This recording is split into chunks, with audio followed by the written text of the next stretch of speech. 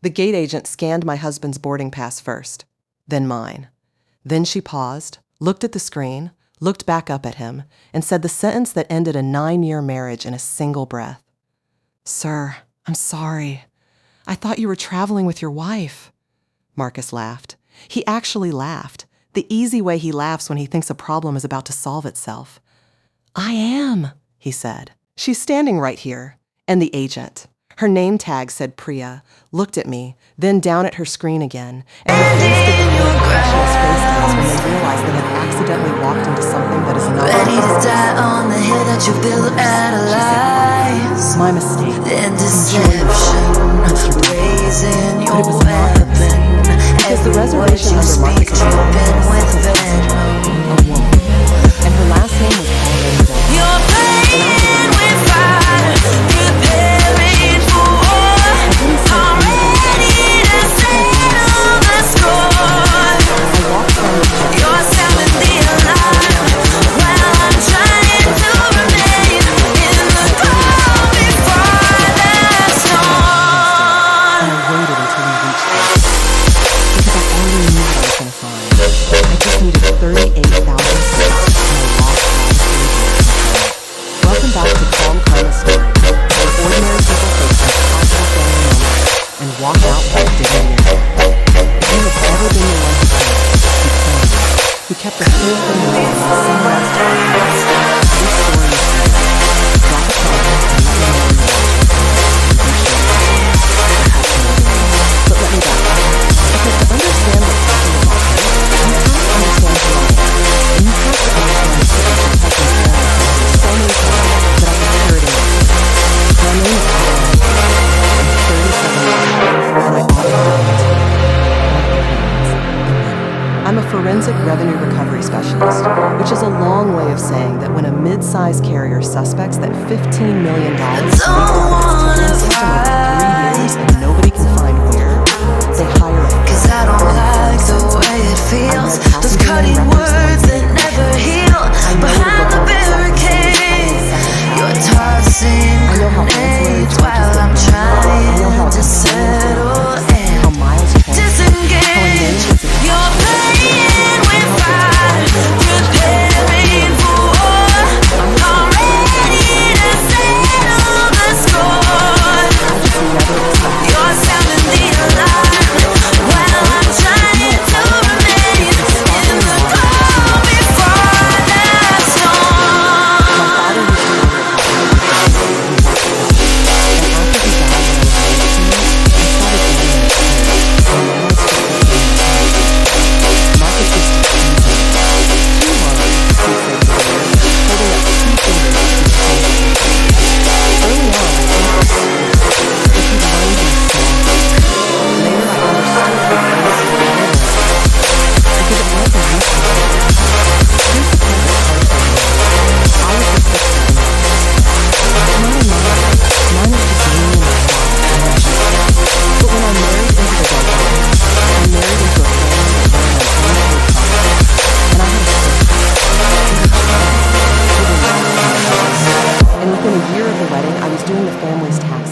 disputing his mother Renata's medical bills, refinancing his brother Cole's truck loan, and untangling the mess his father Silvano made every single time he invested in something a friend from the club told him about. I was good at it. I liked being needed.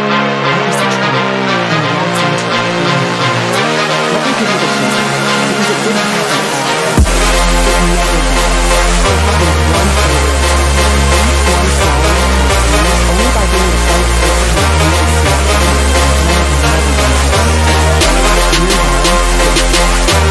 So while I'm holding you, she got me.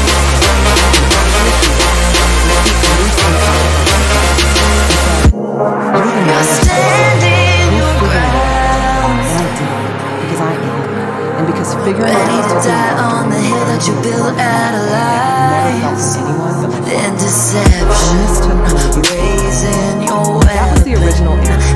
Everything you down to speak dripping with Year venom. 2, it was Cole's truck. He financed it at 19%. You're playing with fire, preparing for war. I'm ready to settle the score.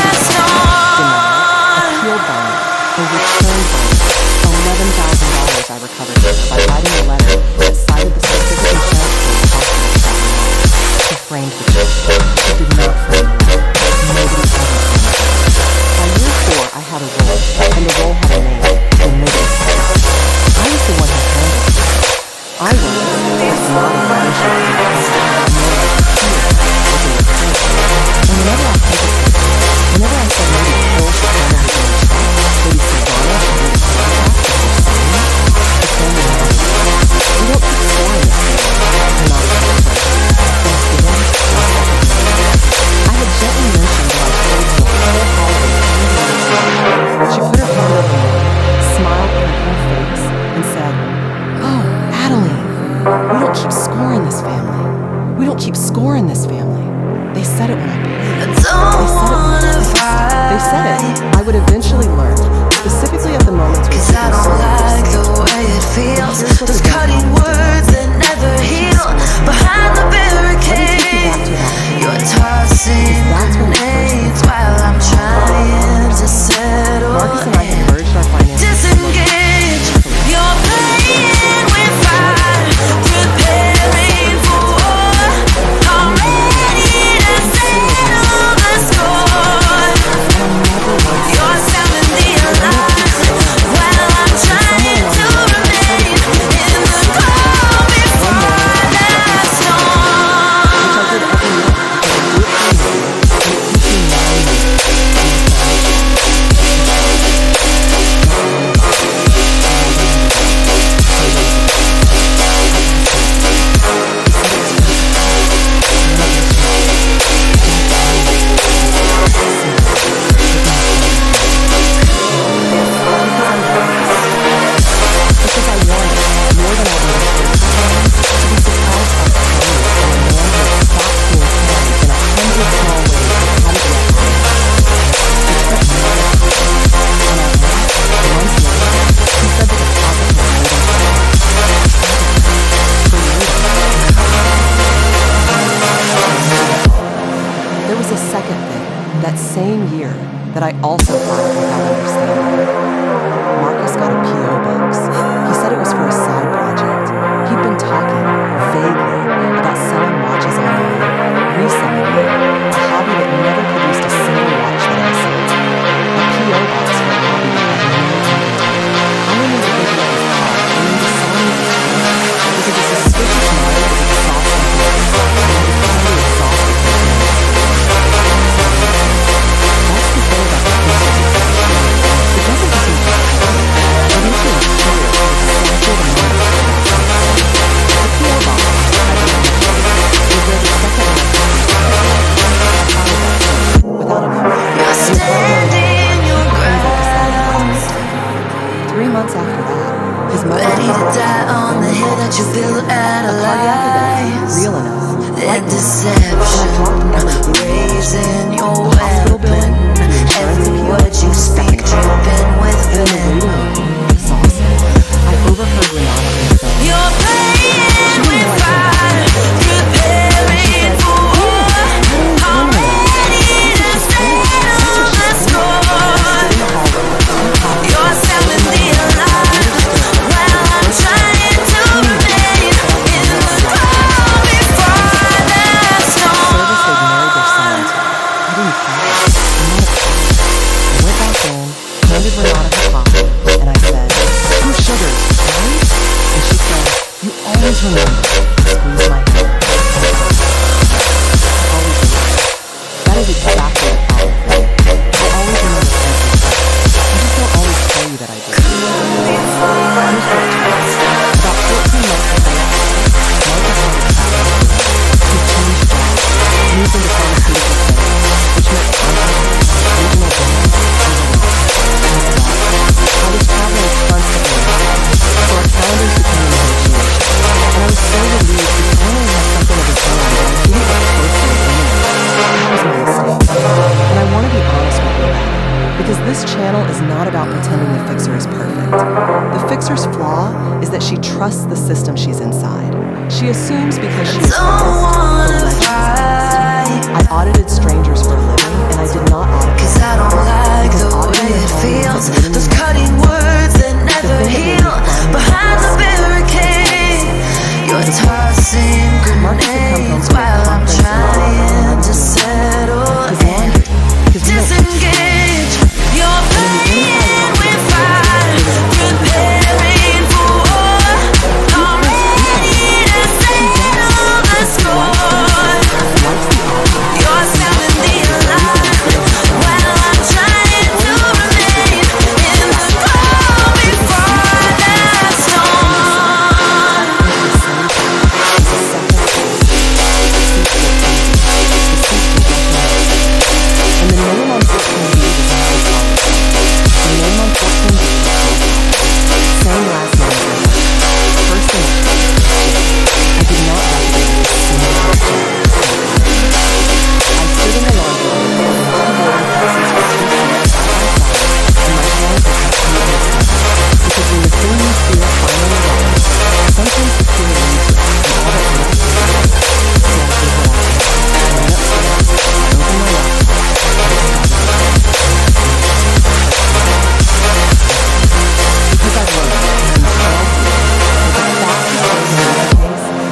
Confront the subject before you have the record.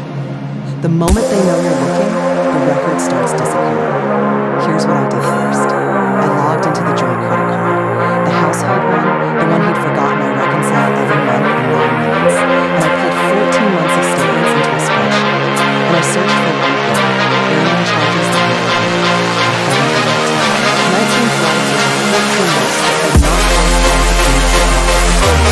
The corresponding some of them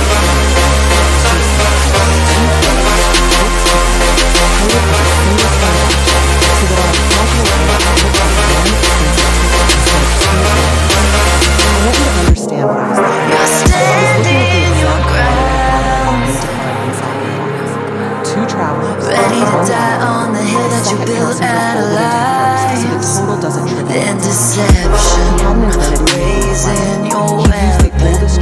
Every word you speak, dripping with one person on earth who reads those line items for me. You're playing with fire, preparing for war. I'm ready to settle the score. You're sounding the alarm while I'm trying to remain in the calm before the storm.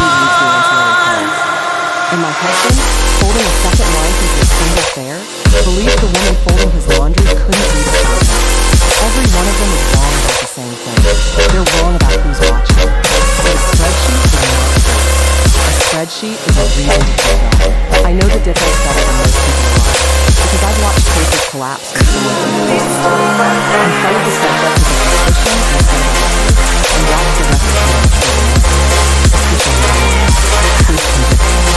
And the only thing standing between the two is patience, which is the one resource that guilty always assumes. So I kept going. I need to pause, because I know some of you have been on this stage. You found it challenging, and your whole body wants to run downstairs and demand an explanation. I'm asking you to stay with me, because the difference between a fight and a resolution is everything I'm doing.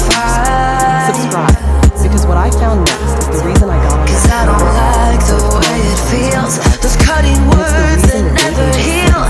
Behind the barricade, you're tossing grenades while I'm trying to settle and disengage.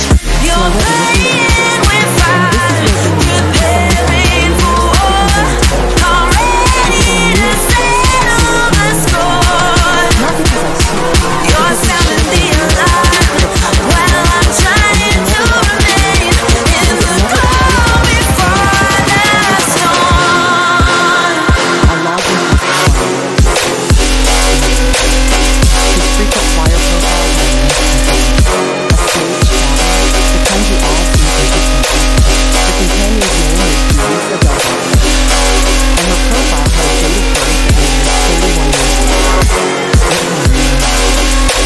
The mailing address was at 14 minutes from my house. I stopped at the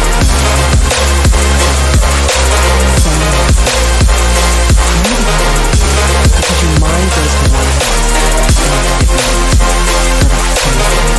then I made myself laugh, because I don't work on myself.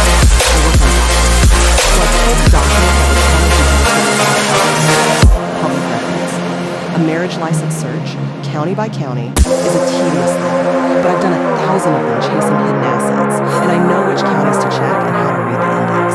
It took me 2 evenings, and on the second evening, I found it. A marriage license. Issued 22 months ago. 2 counties later. Not the state. And Teresa Hill, who upon marriage took the name Teresa Hill. My husband was 22 months ago. Let me say that again, because I have a six slowly out loud, and an empty one man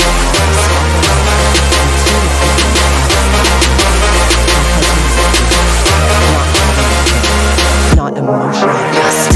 He had gone to the courthouse 2 counties over, applied for a marriage license using his real and married a 31-year-old woman, and the license was real. And he had been living inside 2 marriages at the same time. And the reason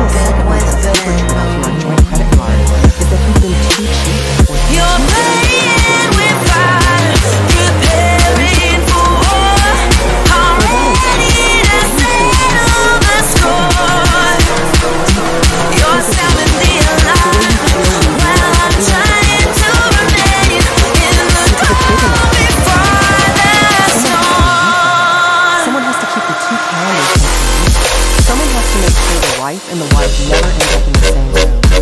And I thought about Mary. And I thought about her, who she talked about. And I thought about Silvana, who called me the smart one at every holiday and the time I was seeking perfection. And I did the math on 9 years of Sunday dinners, and I asked myself a question I'm going to ask you now.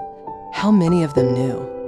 I went back through my memory, the way I go back through a ledger, not looking for the crime, looking for the moments the crime would have left a trace. And they were there, once I knew to look. The Sunday 8 months earlier, when Renata had said, apropos of nothing, "You work so much, Adeline. A woman who works that much has to expect a man's attention wanders." I'd taken it as her usual small cruelty. Now I understood it as a rehearsal. She was pre-writing the story, laying down the version where I'd driven him to it. The dinner where Cole wouldn't meet my eyes and left early. The Christmas where Silvano toasted new beginnings for this family and everyone drank a beat too fast. They hadn't just known. They'd been narrating around it for months, building the softest possible landing for a man who was about to detonate my life.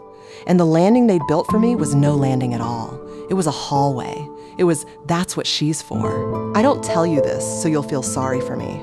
The fixer doesn't want your pity. She wants your attention on the ledger. I tell you because I need you to understand the exact temperature of the thing I felt, which was not hot. It was cold, and it was clear, and it was the specific clarity I feel about 90 seconds into every audit when the numbers stop being numbers and start being a confession. I decided to find out, and I decided to do it the only way I know how, quietly, on paper, on my timeline, not his. The first thing I did was the hardest thing, and it's the thing I most want you to hear if you're standing where I was. I did not confront him. I did not change. I made myself, for 11 days, be exactly the wife I had been on day one. Pleasant, competent, a little tired from work, ordering my sparkling water, folding his laundry. Because I needed 11 days, and I could not afford for him to know the clock had started. Why 11 days? I counted them on my kitchen calendar the night I found the license, and I want you to sit inside those 11 days with me for a second because they were the hardest part of this entire story, and nobody ever talks about that part. It's easy to admire the folder at 38,000 feet. Nobody admires the 11 mornings where you pour coffee for a man, married someone else, and you say, "Sleep, okay?" And you mean, "I have a certified copy of your crime in the bottom drawer of my desk." 11 days of being pleasant to a lie. 11 days of ordering my sparkling water and folding his laundry and letting him kiss my forehead on his way out the door to a life I'd already mapped in a spreadsheet. Every instinct I had screamed to end it that first night. And I knew, the way I know when to wait on a case, that ending it that first night would have cost me everything. The timing, the witnesses, the clean record. So I waited. I want to be honest that waiting was not calm. Waiting was the loudest silence of my life. But I have learned that the difference between justice and a fight is almost always the 11 days you're willing to stay quiet. Because 11 days from the night I found that license was a flight, a real one, to a resort in Cabo, booked months earlier on our joint card as our anniversary trip. The trip that was finally actually going to happen. He told me about it 3 weeks before, presented it as a grand romantic gesture, and I'd been touched. God help me, I'd been touched. But now I understood what it actually was. Because when I pulled that specific reservation and read the passenger name record, the raw one, the airline back-end version I can access through professional systems that most people never see. The trip to Cabo was booked for 2 passengers. Me and him? No, him and Julissa. He had booked his second wife on our anniversary trip. The reservation had been created with 2 travelers, Marcus Delgado and Chalisa Delgado. My name was nowhere on it. He had told me it was our anniversary trip. He had let me pick the resort, he had let me buy a new swimsuit, and the entire time the ticket had her name on it and his plan. I reconstructed this from the booking timestamps, which don't lie.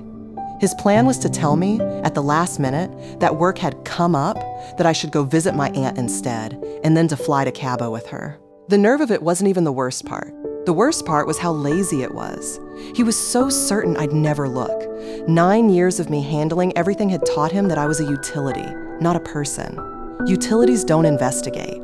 Utilities just run. So here's what I did with my 11 days. Document 1, I already had. The recorded marriage license, certified copy ordered from the county clerk, which arrived in a stiff envelope on day 6. Document 2, the passenger name records. I compiled 19 months of them, cross-referenced against his stated whereabouts, which I reconstructed from our shared calendar and his own text messages to me. I built a table. Date, flight, stated location, actual second passenger. Julissa appeared on 11 of them. Document 3, the financial trail. Every charge on our joint account that had funded the second marriage. Because here is a thing most people don't realize, and it's the thing that turned this from a heartbreak into a case. He hadn't just betrayed me emotionally.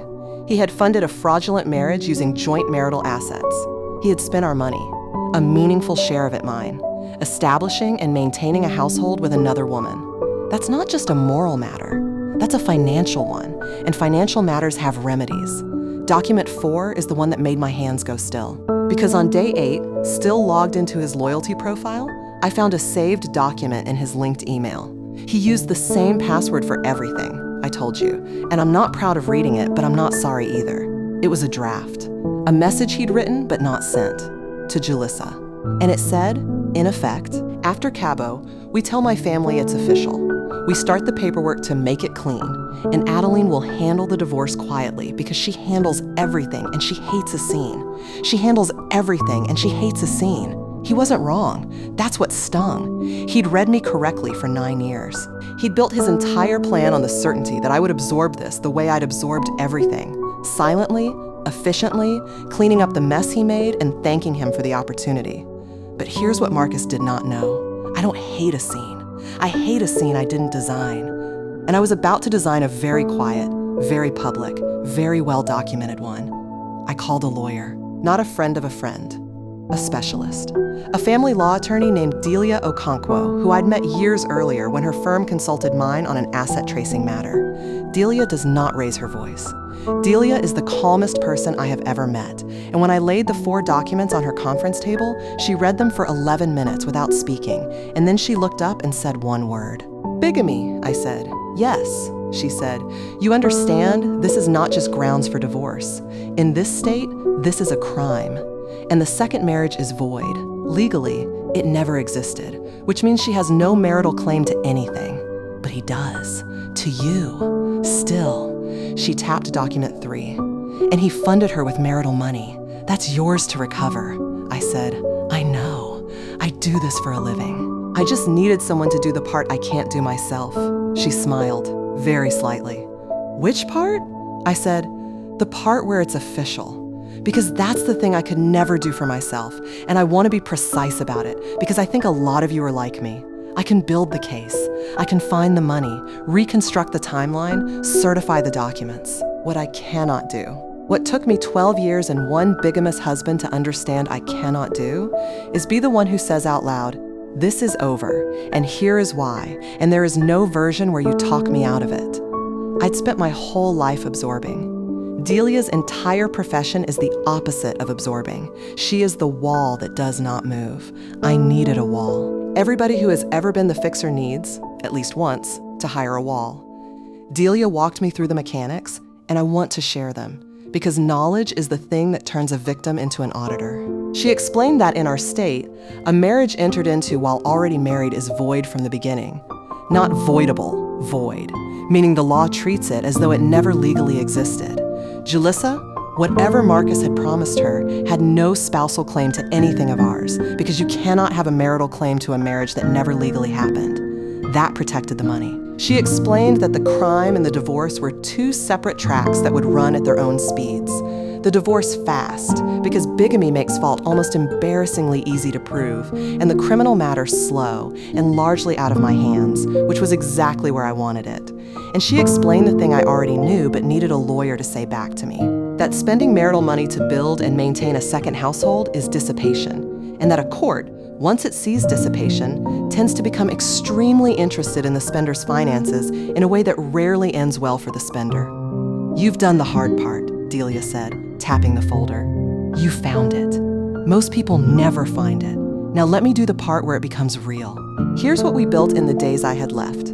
Delia prepared a divorce filing, complete, aggressive, documented, ready to file the instant I said go. attached to it. The certified marriage license proving bigamy, the reconstructed financial trail proving dissipation of marital assets, the passenger records proving the pattern. She also, quietly, made sure the relevant county was aware that a bigamous marriage had been recorded, because that record is a legal problem for Marcus entirely separate from our divorce.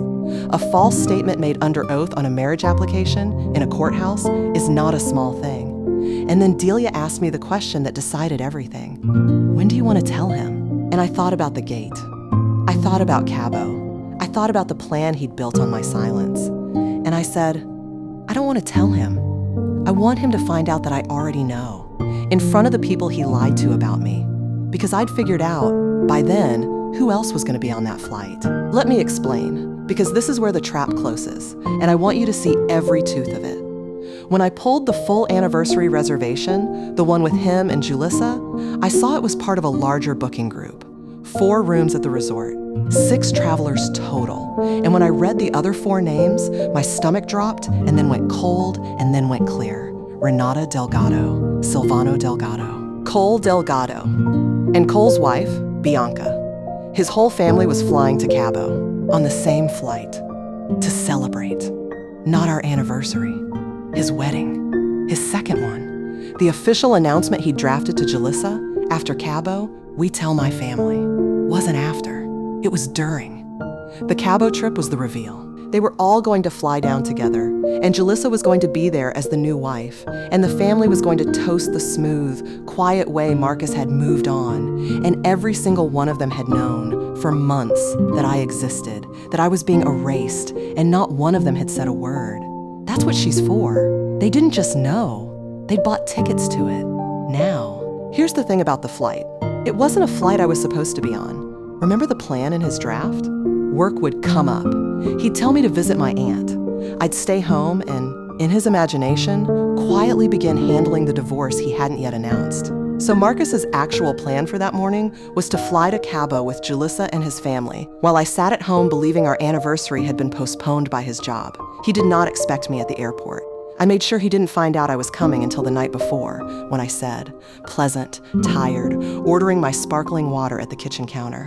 I moved some things around. I don't want to miss our trip. I'll come straight from my Thursday audit and meet you at the gate.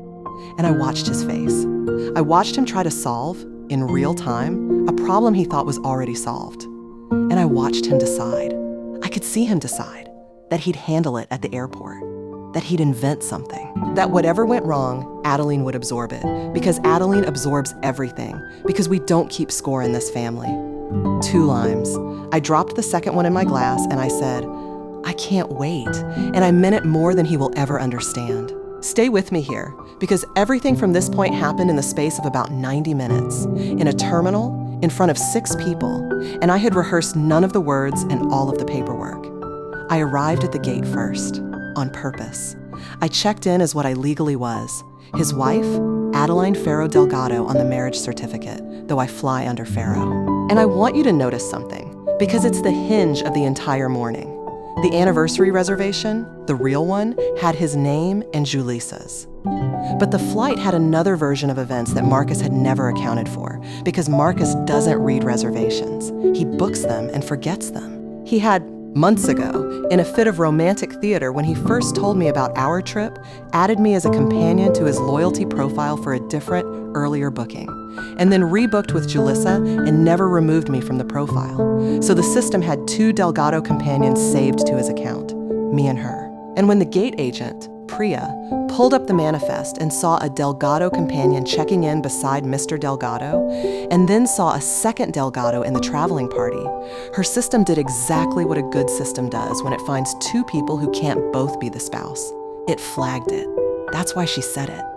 Sir, I thought you were traveling with your wife. She wasn't being nosy. She was looking at a manifest that listed 2 women named Delgado attached to 1 man, and the training kicks in, and you clarify, gently, at the desk. He laughed it off. She let it go. We boarded. But the thing had been said out loud, and I'd let it sit there, unanswered, because a good auditor never reveals what she knows before the moment it does the most work. The most work was at 38,000 feet. Here's how it went. They were seated together, the family, a few rows back in the cabin. Renata by the window, Silvano beside her, Cole and Bianca across the aisle. Marcus and I were up front, 3A and 3B, because of course he'd booked the good seats for the anniversary version of the story he'd told me. And Julissa. I didn't know where Julissa was yet, and that was the one variable I hadn't fully solved, and it made my pulse do the only nervous thing it did all day. Once we leveled off, I ordered my sparkling water with 2 limes. Then I took out a folder, not a laptop, a folder, because paper is heavier in the hand, and Marcus prints his boarding passes, and I wanted him to feel the weight of the thing. I set it on the tray table and I said, level, quiet, the way Delia says everything. Marcus. Before Cabo, I want to give you something. He smiled, that easy smile. What's this? I opened the folder. Document 1, on top, the certified copy of his marriage license to Julissa Rourke Delgado. County seal. Recording stamp. His signature. I watched the smile leave his face the way water leaves a sink. Slowly, then all at once. I did not raise my voice. I have never raised my voice in my life, and I wasn't going to start at cruising altitude. I said, Document 1, your second marriage, recorded 22 months ago, which makes it bigamy, which in this state is a felony, and which also makes that marriage legally void. So I want to be clear, Julissa isn't your wife. She was never your wife. There's only one of those on this plane, and she reads passenger name records for a living. His mouth opened. Nothing came out. I turned the page. Document 2, 19 flights, 11 with her on our joint account. I built the table. Dates, seats, and the trips you told me were conferences. Denver was seat 14C. She was 14B. I turned the page. Document 3, the money. $41,000 of marital assets, a meaningful share of it mine, spent establishing and maintaining a second household. That's called dissipation. My attorney has a word for it. So does the court. His voice came back, low, urgent. Adeline, not here. We'll talk. Document 4, I said, and I turned the page and I watched him read his own words in his own draft, printed out, the one he never sent. She handles everything and she hates a scene. You were right about one thing. I do handle everything. You just got the other part wrong. And that's the moment. That's the whole video, right there. So if this is landing for you, if you've ever been the one they were certain would stay quiet, take 1 second to subscribe. Because what he did next is the part I still can't quite believe, and it happened in front of his mother. Because Marcus, cornered, did the thing cornered people do. He stopped whispering. He said, too loud, "You went through my accounts? You spied on me?" And several rows turned to look, and Renata's head came up. And I saw her register in an instant that the 2 things she'd spent months keeping in separate rooms were now in the same cabin at 38,000 feet with no exit. I didn't take the bait. I never take the bait. I said, calm, carrying just far enough. I reconciled our joint credit card, Marcus, same as I do every month. In 9 minutes, the way I've done for 9 years. I didn't go looking for your second wife. You put her on our statement. And then Julissa stood up. She'd been 3 rows back, on the aisle, next to Bianca. Placed there by the family, I realized, already folded into the group like she belonged. And she stood up because she'd heard her own name twice now, and she looked at me, and she looked at Marcus, and she said the sentence that ended it for the whole family at once. She said, wait, you're still married to her? Because Julissa didn't know either. Let that land.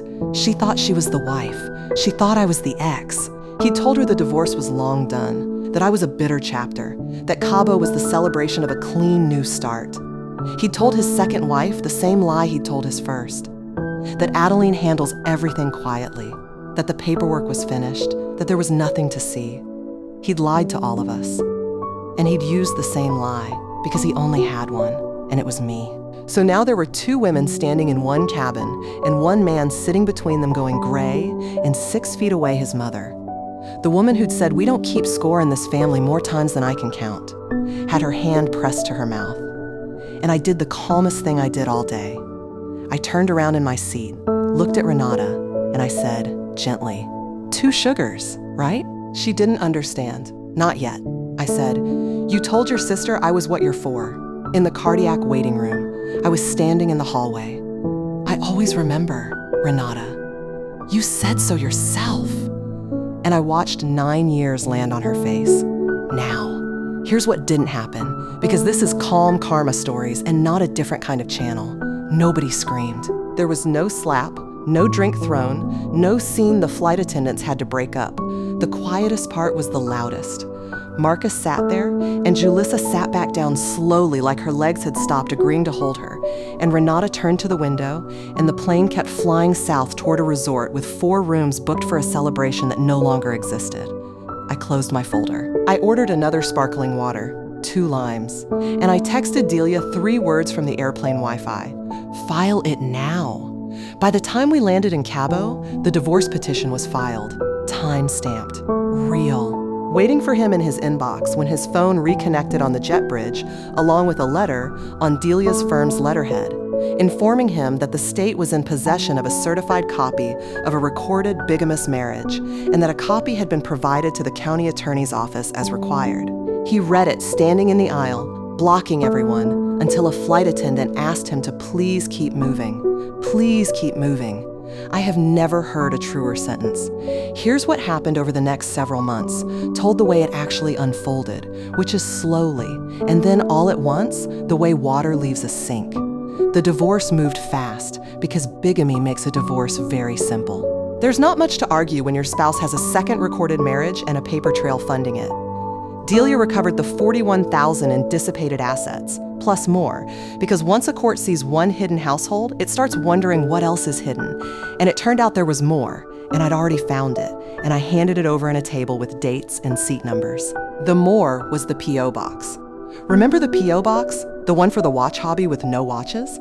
It turned out to be where a second credit card sent its statements. A card in his name only, opened 4 years earlier, the same season as that first mysterious travel deposit. It had funded the apartment 14 minutes from our house. It had funded a storage unit. It had, at one point, funded a diamond, which is a detail I'll let sit there without comment because it comments on itself. Marcus had believed, for 4 years, that a P.O. box made a second life invisible. What a P.O. box actually does is create a second, cleaner paper trail that the first life never contaminates, which, for an auditor, is a gift. He'd organized his own betrayal into a tidy, separate, fully documented file, and then handed me the key by using the same password he used for everything. His employer found out too, eventually, because the conferences hadn't all been conferences, and some of the flights he'd expensed to the company had been the double-booked ones, which meant he'd expensed his mistress to a pharmaceutical firm that has a very serious compliance department. That was not my doing.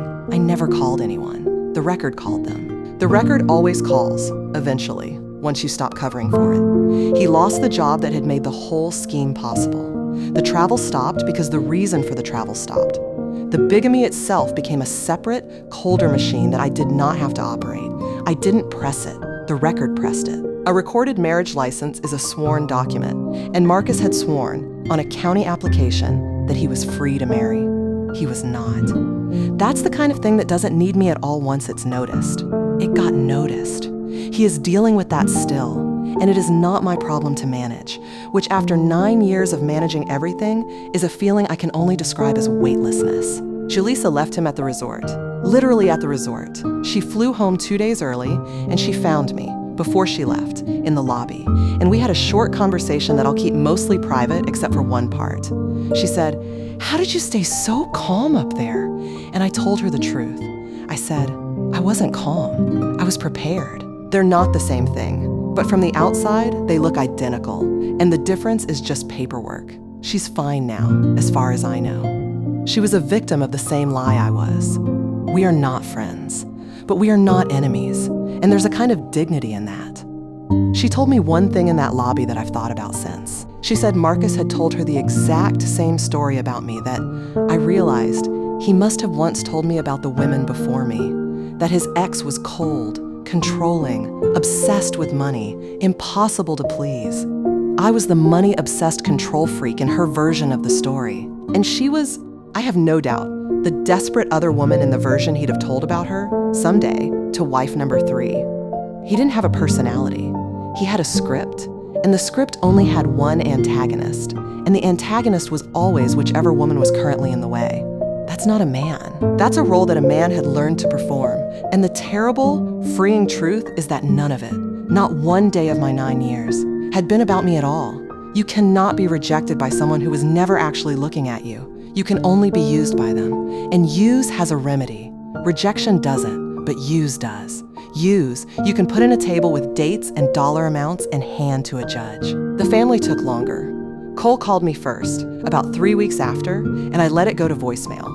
And the message was long, and it started with an apology and ended, somehow, with a question about whether I could still take a look at a tax notice he'd gotten. I did not call back. Some people cannot help themselves. To Cole, I would always be a function, even an apology. Silvano wrote me a letter. Actual paper, which I appreciated, given the role paper played in all of this. He said he hadn't known the specifics. I believe that's technically true and completely meaningless. He knew there was a Chalissa. He knew I was being kept in a separate room. Not knowing the specifics is a choice you make so that later you can say you didn't know the specifics. I filed his letter. Item, I don't even know what number anymore. Renata never called. Renata, I think, understood better than any of them exactly what had happened in that cabin, because Renata is the one who taught Marcus that a competent woman is a resource and not a person. She'd built the machine that built him, and when it turned around and audited her, she had nothing to say, because there is no version of, we don't keep score in this family that survives contact with a woman who keeps score for a living. Here's the part I want to be honest about, because I promised you honesty. There was a night, maybe 2 months after Cabo, when I sat in my kitchen. My kitchen now, entirely mine. And I did not feel triumphant. I felt tired in a way that sleep doesn't touch. Because winning cleanly is not the same as being unhurt. I had loved him. 9 years is 9 years. And the man I'd married was, at minimum, a very good performance. And grieving a performance is a strange and lonely thing because you can't even be sure what you're grieving. I made myself a sparkling water.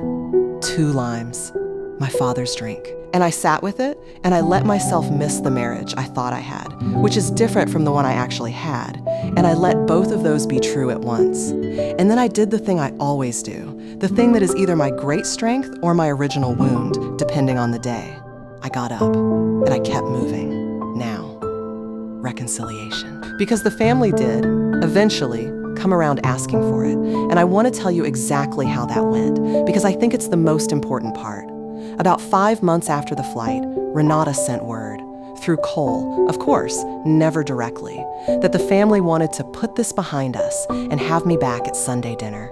Water under the bridge. Family is family. We don't keep score in this family. That phrase. One more time. For the last time, I wrote back.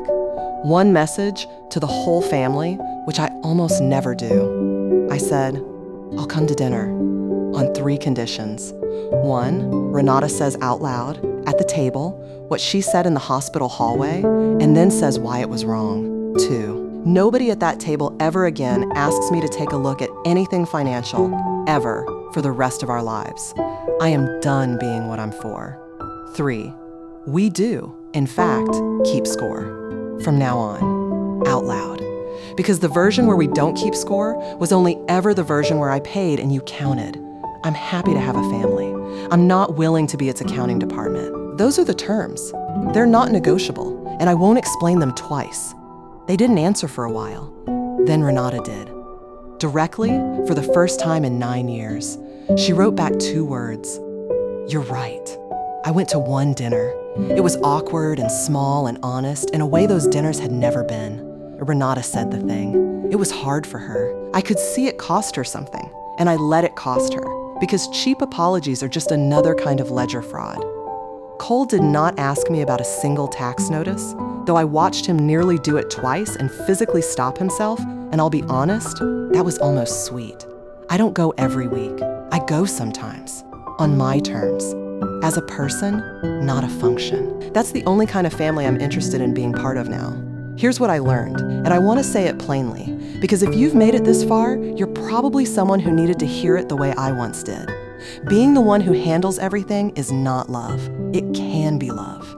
But it can also be a cage that everyone around you has agreed to call love, because the cage is convenient for them. And the test. The only reliable test is what happens the day you stop handling everything. If the people around you adjust and grieve and start carrying their own weight, that was family. If they panic and guilt you and reach for the phrase that keeps you paying, that was never a family. That was an arrangement. And you're allowed to audit an arrangement. You're allowed to find where the money went. You're allowed to close the account. They told me for 9 years that we don't keep score in this family. They were counting the whole time. They just didn't want me to see the ledger, so I built my own, quietly, on paper. 4 documents and a folder and a sparkling water with 2 limes at 38,000 feet. And when the gate agent looked at my husband and then at me and said, "Sir, I thought you were traveling with your wife," she was right. He was. He just didn't know which one of us had been keeping the books. If this landed for you, if you've ever been the fixer, the utility, the one they were certain would stay quiet, do me a favor. Drop a comment and tell me, what's the phrase your family used on you? The one they said right at the moment keeping score would have saved you? I read every one of them, and I think we all need to see how many of us heard some version of the same sentence. Share this with the person in your life who always handles everything, the one who folds the laundry and reconciles the account and never lets anyone see the ledger. Tell them it's okay to build a folder. And subscribe, because next week I'm telling you about the sister who put my name on a loan I never signed, and how a single certified letter to a bank made her entire plan collapse in a Tuesday afternoon. I'll see you in the next one.